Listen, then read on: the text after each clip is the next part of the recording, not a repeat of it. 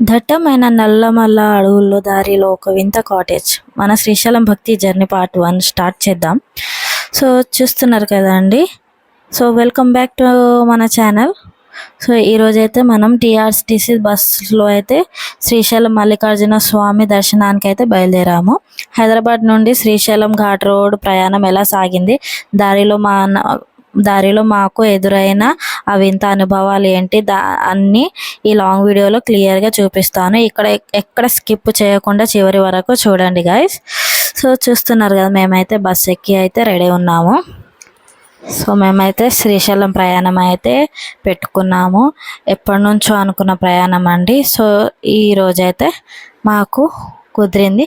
Plus నేను అనుకున్న కోరికలు కూడా స్వామివారి దగ్గరికి వెళ్ళే ముందు నాకు గుడ్ న్యూస్ రావాలి, నేను అనుకున్న కోరిక నెరవేరాలి అని మొక్కుకున్నాను. అట్ ద సేమ్ టైం ఆ కోరిక కూడా నెరవేరిందండి. సో నేను స్వామివారికి దగ్గరికి వెళ్ళే ముందు అయితే నా కోరిక నెరవేరింది. అదేంటి అసలు ఏం కోరిక అనేది అయితే మీరు నెక్స్ట్ వచ్చే వ్లాగ్స్లో అయితే చూస్తారు. సో అందరూ చూసి కామెంట్ చేయండి, ఏం గెస్ట్ చేస్తారో చూద్దాం. సో చూస్తున్నారు కదా, మనమైతే శ్రీశైలం బస్సులో అయితే ప్రయాణం బయలుదేరిపోయాము. సో అక్కడ ఘాట్ రోడ్డు, అక్కడ నేచరింగ్ ఎట్లా ఉందో ఈ వీడియోలో అయితే మీరు చూస్తారు. సో నేనైతే అసలు ఫస్ట్ టైం వెళ్ళడం, నేను వెళ్ళింది ఓన్లీ తిరుపతికి. ఒకవేళ దూరంగా వెళ్ళిన టెంపుల్స్ కంటే తిరుపతి కూడా నేను వెళ్ళి కూడా ఆల్మోస్ట్ 10 years అవుతుంది. నేను తిరుపతి టెంపుల్కి వెళ్ళి 10 years కాదండి, మేబీ 8 or 7 years అవుతుంది తిరుపతికి వెళ్ళేసి వచ్చి. So for the first time నేను శ్రీశైలం మల్లికార్జున స్వామి దర్శనానికి అయితే వెళ్ళాను. సో దర్శనం ఎలా జరిగింది ఏంటి అనేది మనకు పార్ట్ 2లో వస్తుంది వ్లాగ్. ఈ వ్లాగ్ తర్వాత అయితే మన ఇంట్లో మేము జర్నీ ఎంత టైం పట్టింది, ఇంకా మనకు బస్ ఛార్జెస్ ఏంటి, ఎంత ఉంటాయి. సో అక్కడ మొత్తం మంచిగా గ్రీనరీ, డ్యామ్ ఇవన్నీ అయితే మనకు ఈ వీడియోలో అయితే చూస్తారు మీరు. సో చూస్తున్నారు ఇక్కడ రోడ్స్ కూడా ఎంత చిన్నగా ఉన్నాయో.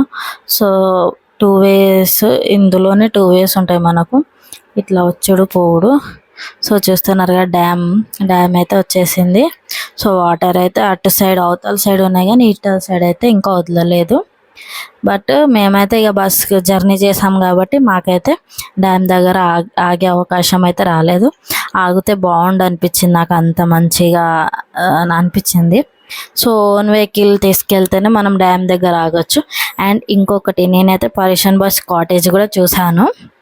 సో చాలా అంటే చాలా హ్యాపీగా అనిపించింది. అది ఓన్ వెహికల్లో వెళ్తే మాత్రం కంపల్సరీ పరేషన్ బాయ్స్ కాటేజ్ దగ్గరనే ఉండేటోళ్ళం కావచ్చు. మేము మార్నింగ్ మన దర్శనం టైంకి టెంపుల్ దగ్గరికి చేరుకునేటోళ్ళం. సో అన్ఫార్చునేట్లీ అయితే మేమైతే బస్ ప్రయాణం పెట్టుకున్నాం కాబట్టి అటు కాటేజ్కి పోలేకపోయాము అండ్ డ్యామ్ చూడలేకపోయాము. సో చూస్తున్నారు కదా, మన వ్లాగ్ అయితే కంటిన్యూ అయిపోతుంది. అండ్ వచ్చేసి మనకు ఛార్జెస్ ఎంత పడింది, బస్ ఛార్జెస్ అయితే 1 memberకి అప్ టు 500 లోపు అయితే అవుతుందండి. సో నేను, మా ఆయన, మామయ్య, అత్తమ్మ అండ్ మా చిన్నోడు, మేము 4 అయితే వెళ్ళినాము. పోను రాను అయితే మాకు 5,000 to 6,000 అయితే అయింది, ఓన్లీ బస్ ఛార్జెస్కి మాత్రమే. సో మనకి ఆటో ఛార్జెస్ అవి అయితే ఎక్స్ట్రా ఉంటాయి.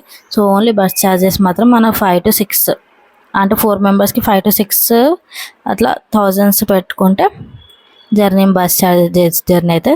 అక్కడ మనం శ్రీశైలం మల్లికార్జున స్వామి దర్శనం అయిపోయాక మళ్ళీ అక్కడ మనకు వినాయకు గుడి ఉంటుంది అండ్ పంచదార, పాలధార, ఇవి టెంపుల్స్కి కూడా మనం సపరేట్గా ఆటోస్లో వెళ్ళవచ్చు. కొద్దిసేపు డిస్టెన్స్లోనే ఉంటుంది. సో 1 way దాటిపోయినాం మనము. ఫస్ట్ మనం జర్నీ చేసేటప్పుడు అయితే మనకు ఏంటంటే మధ్యలో మనము ఇప్పుడు నైట్ జర్నీ పెట్టుకున్నాం అనుకోండి, ఎర్లీ మార్నింగ్ మనము అంటే ఒకవేళ దాటిపోవాలంటే మాత్రం కంపల్సరీ, ఒకవేళ నైట్లో ఎక్కితే మాత్రం మనం దాటలేము. ఎందుకంటే మనకు నైట్లో ఎక్కినా కానీ బస్సు మనకు ఒక దగ్గర అయితే ఆపేస్తారు, ఒక 2 to 3 hours ఒక దగ్గర ఆపేస్తారు. అంటే మనం అడవుల్లోకి ఎంటర్ అయ్యేలోపు ఒక దగ్గర అయితే ఆపేస్తారు. ఎందుకంటే ఆ నైట్ టైంలకు జర్నీ అవ్వలేడు ఉండడు కాబట్టి. సో మేమైతే 4 o'clockకి ఒక దగ్గర ఆగాము. సో అదే మనకు అడవి స్టార్ట్ అయ్యే ముందు ఒక దగ్గర అయితే ఆపుతారు. అక్కడ ఒక 2 hours అందరు రెస్ట్ తీసుకున్నారు. మళ్ళీ కరెక్ట్ 6 o'clockకి బస్ కదిలింది. దాని నుంచి 6 o'clockకి బస్ కదిలింది. 6 కూడా కాదండి, సారీ 5 అరౌండ్ 5:30 మ్యాక్సిమం అయితే 6 లోపే బయలుదేరాం. మేము 7:40 కల్లా టెంపుల్ దగ్గర దిగాము. టెంపుల్కి మనకు పక్కన అంటే మనకు టెంపుల్స్కి నియర్ బైలో మనకి ఇవి సత్రాలు ఉంటాయండి. అంటే మనకు పద్మశాలి సత్రాలు అండ్ కానివ్వండి కాటేజెస్ అవన్నీ అయితే ఉంటాయి. మేమైతే పద్మశాలి సత్రంకి అయితే వెళ్ళాము. సో మేము అక్కడ వెళ్ళి స్టే చేసాం. సో ఇందులో అయితే మనం జర్నీ ఎలా చేసాం ఏంటి అయితే ఈ వ్లాగ్ చూస్తున్నాము. సో 1 way అయిపోయింది మనకు. డ్యామ్ కాడ నుంచి మనకి ఇట్లా సో మనకైతే డ్యామ్కి మనం అటు నుంచి మళ్ళీ ఇటు సైడ్ వచ్చి మళ్ళీ కొండ ఎక్కాలి. సో చూస్తున్నారు కదా. సో ఇటు మళ్ళీ సెకండ్ కొండ అయితే దిగి ఎక్కుతున్నాం మళ్ళీ అటు సైడ్. సో చాలా అంటే చాలా కంఫర్టబుల్ జర్నీ అనిపించింది నాకైతే. ఏంటంటే ఓన్ వెహికల్లో వస్తే మనం డ్యామ్ దగ్గర ఆగొచ్చు మంచిగా. అక్కడ కొన్ని వీడియోస్ అండ్ ఫొటోస్ కూడా తీసుకోనికి ఛాన్స్ ఉంటుండే. సో చూస్తున్నారు ఇక్కడ మాకు ఎదురుగా ఇంకో బస్సు వస్తుంది. సో అది మెల్లగా దాటినాక మా బస్సు అయితే కదిలింది. సో అక్కడ మెయిన్ టర్నింగ్ పాయింట్స్లో అయితే మనం బస్సు జాగ్రత్తగా కదలికలు చూసుకోవాలి. సో చూస్తున్నారు కదా, మనైతే అడవిలోకి అయితే ఎంటర్ అయిపోయాము. సో నాకైతే చాలా అంటే చాలా బాగా నచ్చింది వ్యూ. అండ్ మాకు కొంచెం దారిలో అయితే జింకలు నెమలీలు కనిపించాయి. ఇంకా ఏమైనా కనిపిస్తాయి కావచ్చు యానిమల్స్ అనుకున్నా కానీ కనిపించలేవు ఎక్కువగా. ఓన్లీ జింకలు అండ్ వచ్చేసి నెమలి అయితే కనిపించింది అక్కడక్కడ. సో ఈ జర్నీ అయితే చాలా అంటే చాలా బాగా అనిపించింది. మళ్ళీ వెళ్ళాల్సి సిచ్యువేషన్స్ వస్తే మాత్రం ఖచ్చితంగా నేనైతే ఓన్ వెహికల్ అయితే ప్రిఫర్ చేసుకుంటాను ఈసారి. ఎందుకంటే ఓన్ వెహికల్ వెళ్తే నేను మంచిగా డ్యామ్ చూడొచ్చు, డ్యామ్కి దగ్గరలో చూడొచ్చు. అలాగే నేను ఎప్పటి నుంచో అనుకుంటున్నా పరేషన్ బాయ్స్ కాటేజ్ కూడా వెళ్ళాలి చూడాలి అని. సో అది కూడా చూస్తాను. సో ఇలా అయితే మన అడవుల్లో అయితే మా ప్రయాణం అయితే కొనసాగుతుందండి. సో నాకైతే చాలా బాగా అనిపించింది ఇలా అడవుల మధ్యలో వెళ్ళడం. సో చూస్తున్నారు కదా, మళ్ళీ అక్కడ అడవులు దాటినాక మళ్ళీ సో ఇలా అయితే మనకు పచ్చటి పొలాల మధ్యలో అక్కడక్కడ రూమ్స్ అంటే ఇల్లులు కూడా ఉన్నాయి. సో చూస్తున్నారు కదా, ఇక్కడ ఏమంటారు చిన్నగా వెంచర్స్ అంటారు కదా. సో ఆ వెంచర్స్ కూడా అరేంజ్ చేస్తున్నారు. సో చూస్తున్నారు మంచిగా పచ్చటి పొలాల మధ్యలో ఇలా అడవుల మధ్యలో చాలా అంటే చాలా మంచి అనుభవం అనిపించింది నాకైతే. చాలా బాగా అనిపించింది జర్నీలో అయితే నేను చాలా బాగా ఎంజాయ్ చేశాను. సో నేను ఎంత అసలు బాగా లాంగ్ ఉంటుంది కావచ్చు అంటే చాలా బోర్ కొడుతుంది అనుకున్నాను. బట్ అలా ఏం లేదు, మంచిగా పచ్చటి పొలాలు, చుట్టుపక్కల పచ్చటి పొలాలు. ఓన్లీ మనకు సిటీ దాటేంత వరకే మనకు ఆ ట్రాఫిక్ సౌండ్ అవి ఉంటాయి. సో వన్స్ సిటీ దాటామనుకోండి ఇలా మంచిగా పచ్చటి పొలాల మధ్య వెళ్తూ ఉంటే మనకు ఆ గాలి, ఆ పచ్చదనము, అలాగే చిలుకలు అవి అన్ని సౌండ్స్ మంచిగా అనిపిస్తుంది. సో ఈ విధంగా అయితే మా బస్ జర్నీ అయితే ఇలా కొనసాగుతుంది. అండ్ మేము అక్కడికి వెళ్ళాక టెంపుల్స్కి వెళ్ళాం, ఎక్కడికి వెళ్ళాం అనేది అయితే మనకు పార్ట్ 2 వ్లాగ్లో అయితే వస్తుంది, చూసేయండి. సో మనకైతే ప్యాకేజ్ చెప్పాను కదండి, బస్ ఛార్జెస్ అయితే మనకు 5 to 6 అప్ అండ్ డౌన్ అయితే 5 to 6 అవుతుంది 4 మెంబర్స్కి. సో బాబు అయితే చిన్న బాబు కాబట్టి బాబుకి అయితే ఏం ఛార్జెస్ లేవు బస్ ఛార్జెస్.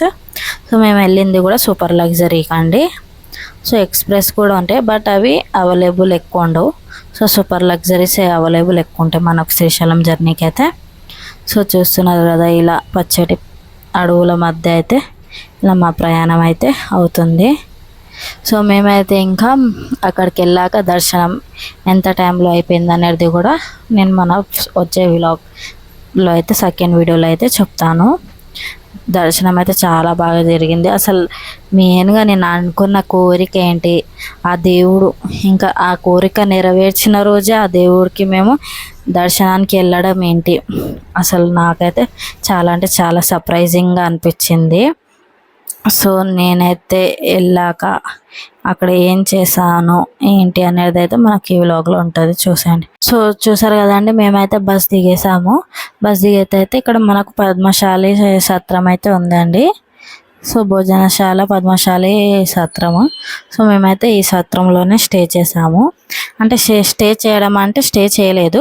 మార్నింగ్ దిగంగానే అయితే మేము ఈ పద్మశాలి సత్రంకి వచ్చేసి ఇక్కడ ఫ్రెష్ అప్ అయ్యి అయితే మా లగేజ్ అయితే ఇక్కడ పెట్టేసి రూమ్లో మేము దర్శనాలకైతే బయలుదేరిపోయామండి. నెక్స్ట్ వ్లాగ్లో కంటిన్యూస్ చూసేయండి. సో చూసారు కదండి, మన శ్రీశైలం జర్నీ వ్లాగ్ అయితే ఇలా జరిగింది. దర్శనం వ్లాగ్ కోసం అయితే వెయిట్ చేయండి. Don't forget to like, share, subscribe.